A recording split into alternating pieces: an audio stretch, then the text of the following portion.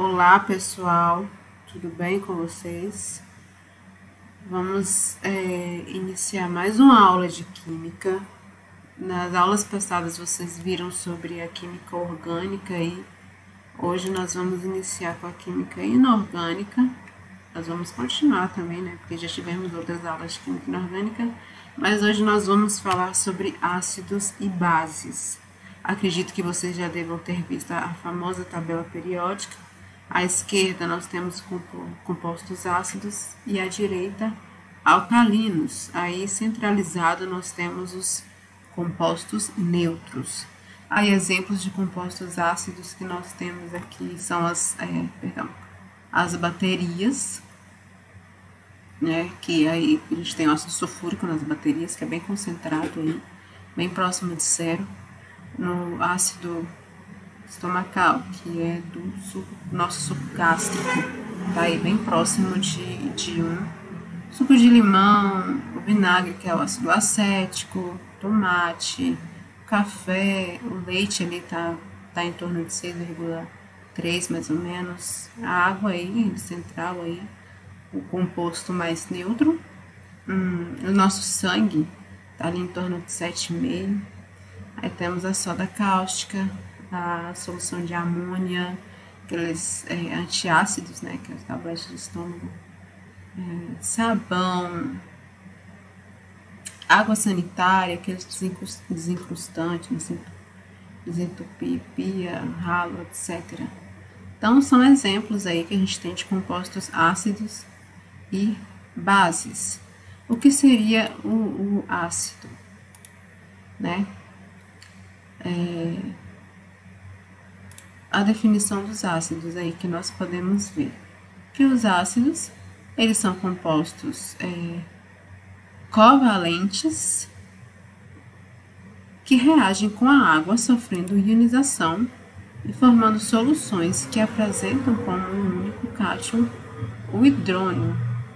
Vamos pegar, por exemplo, aí a gente teve do nosso ácido aí presente no nosso estômago, o ácido clorídrico ou cloreto de hidrogênio, reagindo com a água vai formar aí o cátion hidrônio mais o ânion cloreto. Aí aqui a gente tem a fórmula estrutural e a fórmula eletrônica, né? Lembrem aí das nossas regrinhas ali, das nossas aulas de ligações covalentes, né? Que vocês vão relembrar aqui na estrutura eletrônica. Mas, em geral, por que formam o cátion hidrônio? Porque essa molécula de água ela vai capturar esse hidrogênio aí presente na molécula de HCl, né? Então, o que aconteceu aí? O que seria a ionização, né?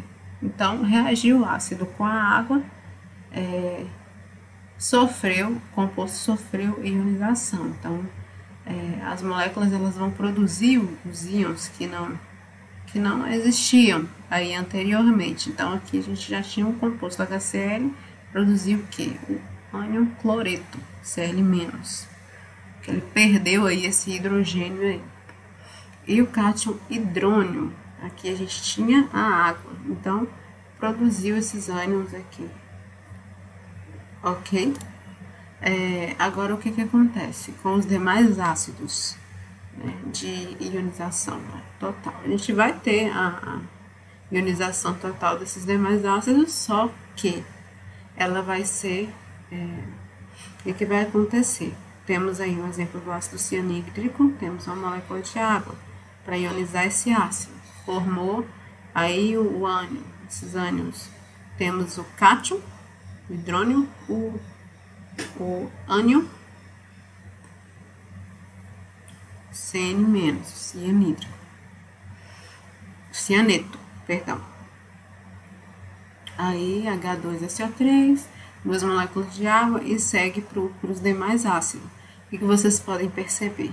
Para cada hidrogênio desse ácido ionizável, existe uma molécula de água. Então, aqui a gente tem um hidrogênio, uma molécula de água, 2 hidrogênios na molécula, tá, gente? Não é 2 moléculas, é 2 hidrogênios na molécula. Uma molécula, 2 hidrogênios na molécula. Então, a gente tem 2 moléculas de água. 3 hidrogênio, 3 moléculas de água, 4 hidrogênio, 4 moléculas de água. E por que para cada hidrogênio existe uma molécula de água aí, com ácido totalmente ionizável?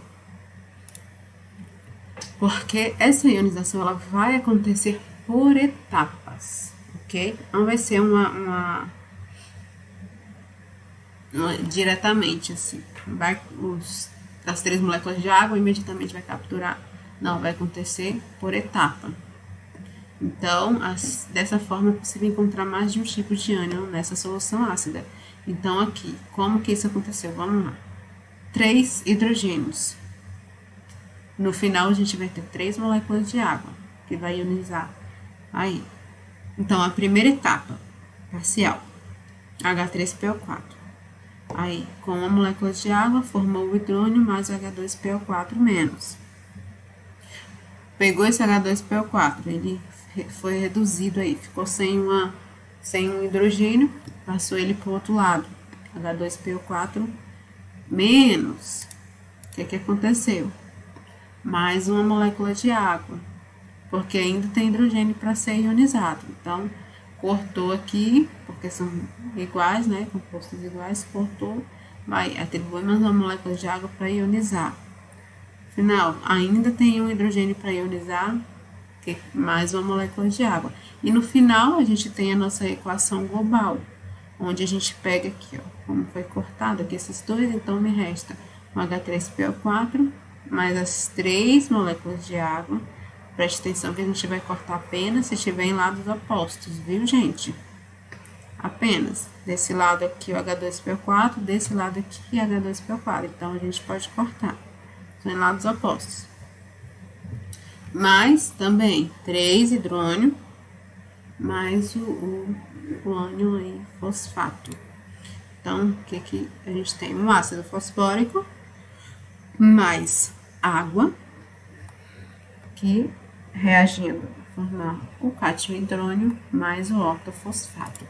Como que nós vemos aí para nomear esses ácidos? Então, a gente vai seguir essa regrinha do ácido, mas o nome do ânion com terminação trocada.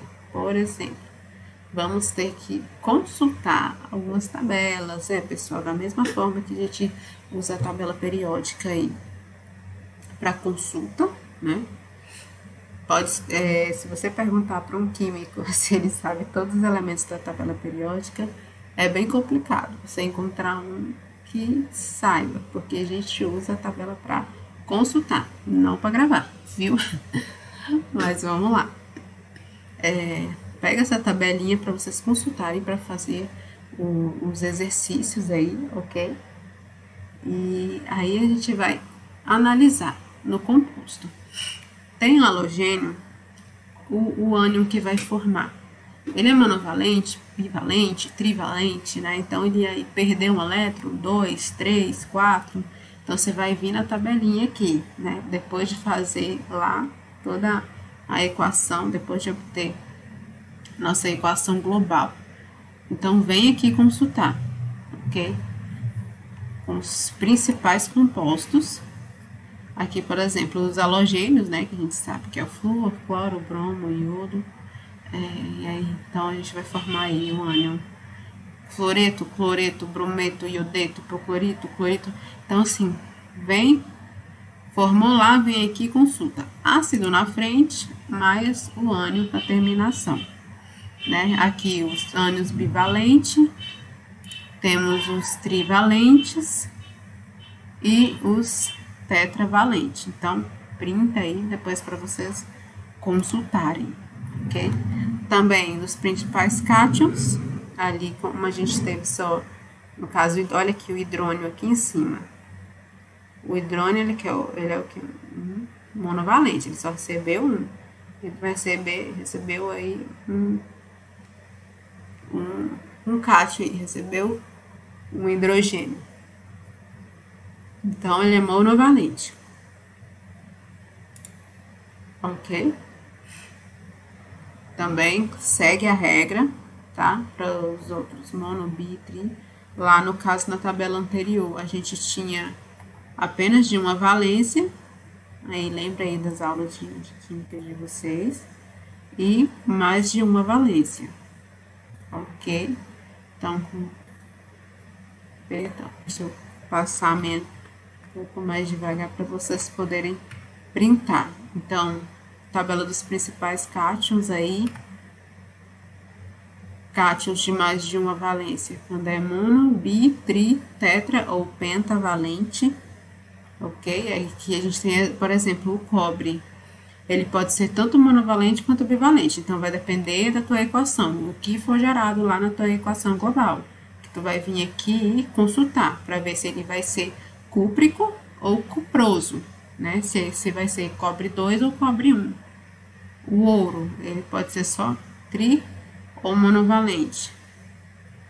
O cromo, né? Ele vai ser um cromo 3 ou um cromo 2. Ele vai ser crômico ou cromioso. Crômico 3 ou crômio 3 ou crômio 2. Geralmente vocês vão ver aí com esses números aí na frente, tá? Que é mais comum. Ele vai ser o ferro, ele vai ser férrico ou ferroso, vai ser ferro 3 ou ferro 2. Então, vai depender da tua equação global, para você vir aqui e consultar. Aqui também tem um exemplo do chumbo, né, que possui mais de uma valência. Aí, chumbo 4 ou chumbo 2? Vai ser um plúmbico ou plumboso.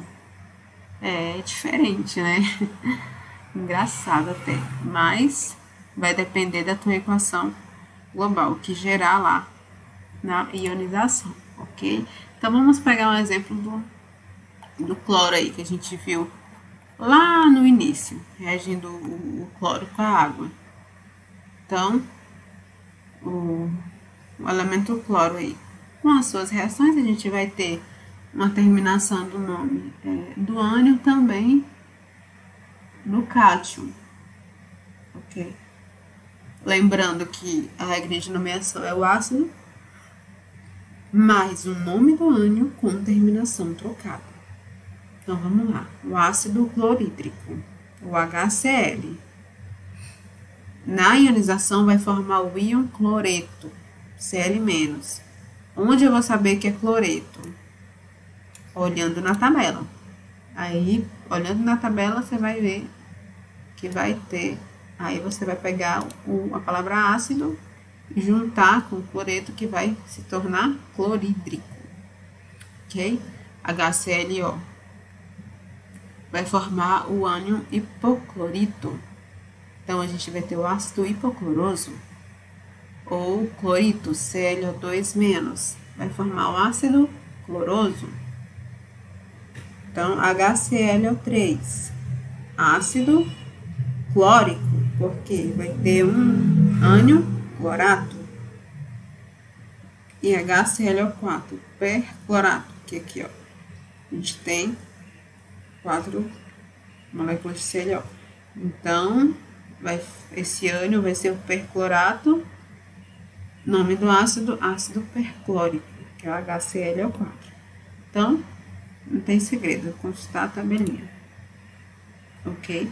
Agora, para as bases, a gente tem uns exemplos aí. A gente viu lá naquela faixa lá do pH, na escala de pH, mas a gente tem aqui um exemplo de compostos que tem esse caráter básico. Temos a banana verde, o caju ou o caqui verde. Mas qual que é a definição de base? Geralmente, né, quando a gente vê essa palavra, já remete ao hidróxido, né, que é o OH. Então, vai ser compostos capazes de dissociar na água, liberando íons, mesmo em pequenas porcentagens. Então, o que a gente viu anteriormente? A gente viu que o ácido, ele vai ionizar, ele vai reagir com a água e vai formar outros ânions que não existiam anteriormente. Agora, as bases já é diferente. Elas vão se dissociar na água e vai liberar esses íons. Os íons que já tinham anteriormente. Olha aqui, por exemplo, O hidróxido de sódio, ele vai se dissociar, porque ele vai formar um cátion e um ânion. Um cátion hidróxido, que já tinha aqui, ó, Na, mais, perdão, oh meu Deus, um cátion sódio, Na+, mais um ânion hidróxido, OH-. Então, sempre vai ser assim, vai ser OH-, OH-, OH-, percebam aqui. Então, o que aconteceu aqui? Por que a gente tem essa diferença aí de dissociação? Vocês estão vendo que não está aparecendo a água aí, né? Não está aparecendo a água, por quê? É justamente pelo fato de que ele não vai reagir com a água. As bases, elas não vão reagir, elas vão se dissociar. Então, as moléculas de água, elas apenas vão cercar o íons presente nessa solução aí. Ok? Que é o caso que a gente viu aqui. Por isso que vai ter esses ânions aí, esses íons, né? Tanto o sódio quanto o hidróxido, eles vão ficar aqui na forma aquosa, porque as moléculas de água que vão estar aí cercar esse íon presente na solução, ok?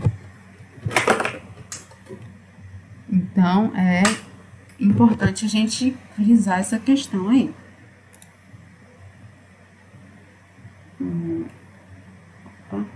Probleminha aqui. Então, o que é dissociação?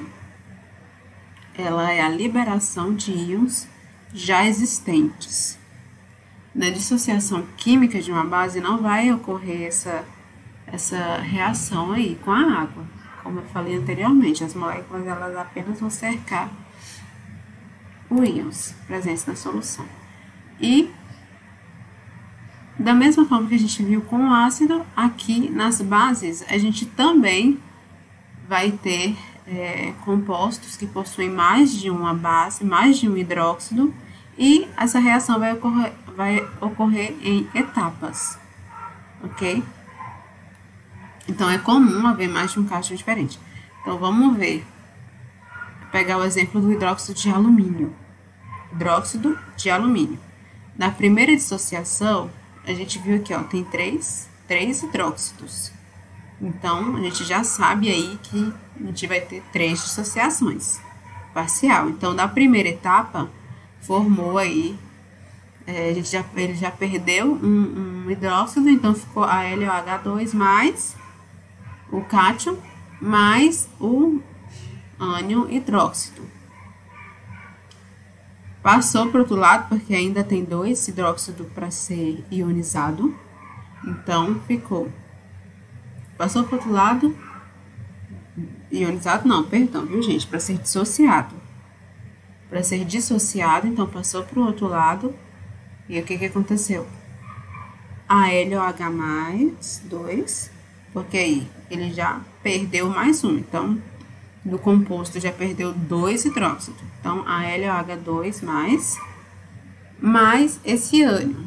E por fim, para dissociar esse último hidróxido aí, também formou o Al3+, né? Mais OH-.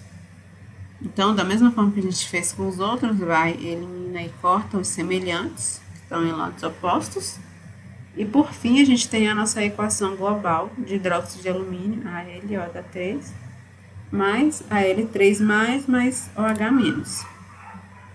Então, segue aí essa regrinha para os outros compostos. A gente viu, temos aqui a nomenclatura para bases cujo cátion possui apenas uma valência, né?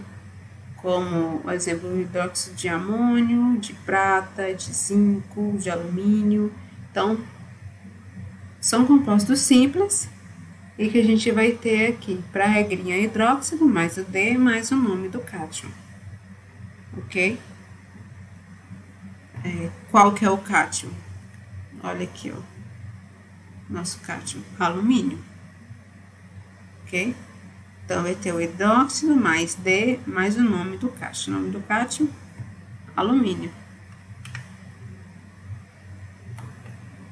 Agora, quando possui mais de uma valência, cátion que possui mais de uma valência, que nós vimos lá na tabela, ó, a tabela, a gente vai ter dois tipos de nomenclatura. A primeira, em que vai ter o hidróxido mais o D, mais o nome do cátion de menor valência, mais o sufixo oso. Ou hidróxido mais D, mais nome do cátion de maior valência, mais o sufixo ico. Como assim? Por exemplo, hidróxido vai ser o quê? Hidróxido de ferro. Hidróxido ferroso, a gente viu lá na tabela que o ferro ele possui mais de uma valência. Então, tem duas lá. Vai depender da tua equação global. Então, aí a gente obteve lá o ferro mais 2. Na equação global, formou ali o ferro mais 2.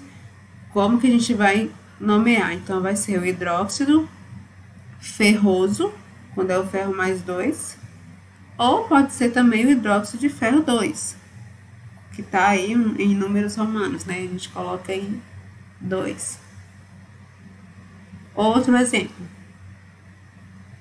Hidróxido férrico ou hidróxido de ferro 3. Quando é de maior valência. Como que vai ser? Férrico, olha aqui, ó, sufixo ico, quando é de maior valência. Ferro mais 3. No caso do hidróxido de cobre, hidróxido de cobre, vai depender, vai lá, o que formou? Hidróxido cuproso ou hidróxido de cobre 1. Ou também, se tiver na equação, se formar o hidróxido de cobre 2, a gente vai ter nomeação hidróxido cúprico. Ou também pode usar a terminação hidróxido de cobre 2. Vai depender da tua equação global que formar e é só ir lá e consultar a tabela. Ok? Então,